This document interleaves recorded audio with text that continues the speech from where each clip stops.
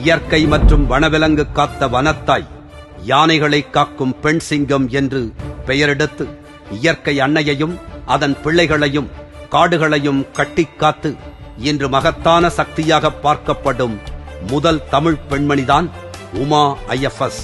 பள்ளி படிப்பில் முதலிடம், கல்லூரியிலும் முதலிடம், தான் தேர்ந்தெடுத்த பணியிலும் தனக்கு கொடுக்கப்பட்ட பொறுப்புகளிலும் முதல் பெண். 2009ஆம் ஆண்டு ஐஎஃப்எஸ் தேர்வில் அகில இந்திய அளவில் முதல் ரேங்க் என இன்புற்று மகிழ்ந்திருந்த கல்லூரி வாழ்க்கையின் வாசம் கூட போகாத நிலையிலும் மனம் முடித்து 10 மாதங்களில் பிள்ளை பெற்று ஓராண்டு முடியும் முன்னே கொண்டவனையும் இழந்து கொடுமையின் உச்சத்தில் வாடி தன் ஈரமுடி காயும் முன்னே பால்குடி மாறாத தன் பச்சிளம் குழந்தையை தோளில் வைத்து சமூகத்தில் பல்வேறு முரண்பட்ட கருத்துகளுக்கெல்லாம் முற்றுப்புள்ளி வைக்க புறப்பட்டவள்.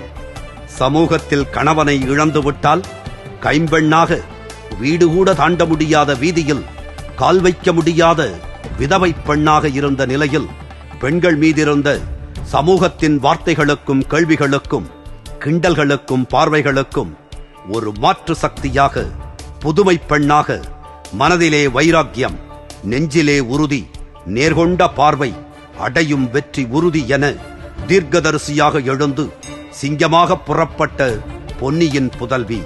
பட்டுக்கோட்டையை விட்டு கெட்டிப்பிடியாக செங்கோட்டையை பிடிப்போம் என சூழ் உரைத்து டில்லி சென்று அதிலும் வெற்றி கண்ட பெண்மணிதான் இந்த உமா அவர்கள். கேரள மாநிலத்தில் பல்வேறு மாவட்டங்களில் மாவட்ட வனப்பணி அதிகாரியாக பணியாற்றிய போது யானை வேட்டை கும்பலின் ஆணி வேரையே காலி செய்தவர். காட்டு யானைகளை கொன்று தந்தங்களை விற்று தின்றவர்களை கைவிலங்கிட்டு சட்டத்தின் முன் நிற்க வைத்து காடுகாத்த வீரமங்கை. வீண்பழி பல சுமத்தி நீதிமன்றம் படி நிறுத்தி கலங்கம் விளைவிக்க நினைத்தவர்களை தனியாளாய் நின்று சட்டத்தின் துணை கொண்டு அத்தனை வழக்குகளிலும் வெற்றி கண்டு புடமிட்ட தங்கமாய் நீதியே வெல்லும் என்று உலகிற்கு உறக்கச் சொன்னாய் பெண் சிங்கமாய்.